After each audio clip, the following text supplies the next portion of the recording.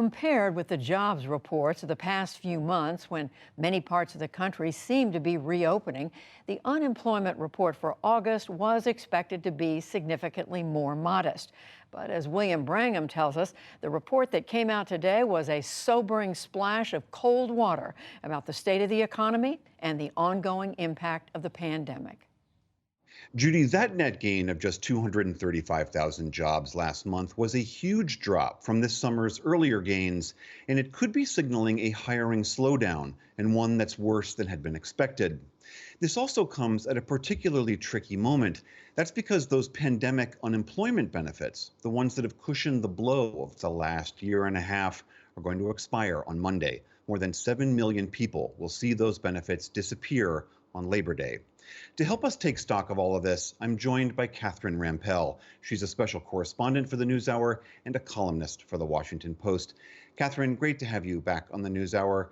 July, we saw almost 1 million jobs gained, and now we're down to just barely a quarter of that.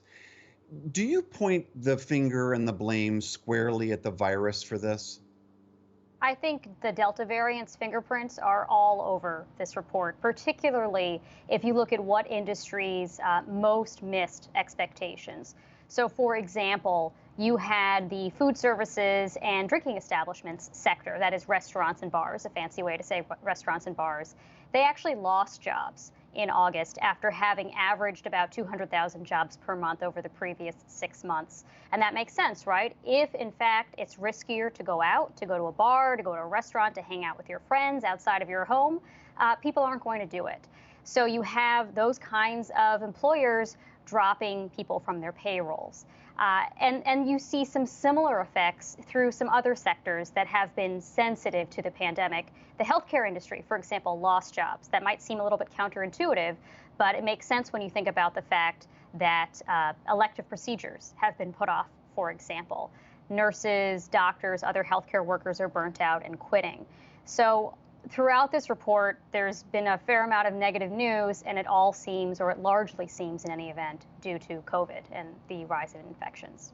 And did those rise in infections and hospitalizations track with the number loss? Like, can you really plot it on a graph and say cause and effect? It certainly looks that way. Although, if you look at the scale of the job losses earlier in the pandemic, they were much larger relative to the number of deaths we were getting then, for example. So I guess in some respect, it's better that we have not had quite the same negative impact on the economy this time around that we did early in the pandemic. On the other hand, of course, that means that people are engaging in more of their regular day-to-day economic activities that could be high risk, particularly if they are unvaccinated. But yes, if you look at the rise in infections, the rise in hospitalizations, the rise in deaths, it does seem to track pretty closely, at least in terms of direction, with the fact that there's been a slowdown in COVID-sensitive industries. As I mentioned, come Monday, 7 million people are going to lose their unemployment insurance benefits. And I know there's reportedly some internal debate within the administration as to whether or not this is the right time for those benefits to go away. Do you think this jobs report changes that decision? I think it does complicate it. A few months ago, we were hearing pretty widespread arguments for the fact that these expanded unemployment benefits might be keeping people from taking the available jobs in their area. And there have been a huge number of job vacancies, for that matter, that have been going unfilled. And I think it's reasonable to think that for some workers, yes, it could be the case that if their outside option, unemployment benefits allows them to continue paying the bills, they might hold off on accepting a job that's not suitable for them or that doesn't meet their needs or what have you. There are a lot of other factors, too, that are delaying people's return to jobs and to the workforce in general. Things like lack of access to childcare, lack of access to transportation, and of course, rising COVID risk at a lot of the jobs that are available. So, I think it complicates the picture a little bit if, in fact, fewer jobs are available, or at the very least, the jobs that have been going begging may no longer be there anymore because there aren't consumers, right? There aren't consumers who want to go out to restaurants and bars and to other kinds of activities that are higher risk. The real question going forward is if these 7 million odd people lose their unemployment benefits, what does that mean for their families? And what does that mean for the overall economy?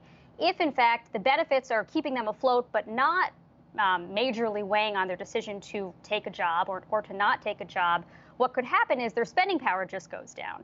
And if their spending power goes down, that means they have less money available to spend in their local economy, which could in turn have these knock-on effects that make it harder for local employers to hire. So it's a little hard to disentangle, what the macro effects of this will be, but it will certainly cause a lot of hardship for many families. And I should mention, by the way, that there have been attempts to look at whether the states that already ended these expanded federal unemployment benefits early, whether they have had any appreciably higher job growth than the states that decided to keep them around through next week in any event. And so far, it seems like there's not much of an effect either way. All right, Catherine Rampell, special correspondent for the NewsHour and at the Washington Post. Thank you so much. Thank you.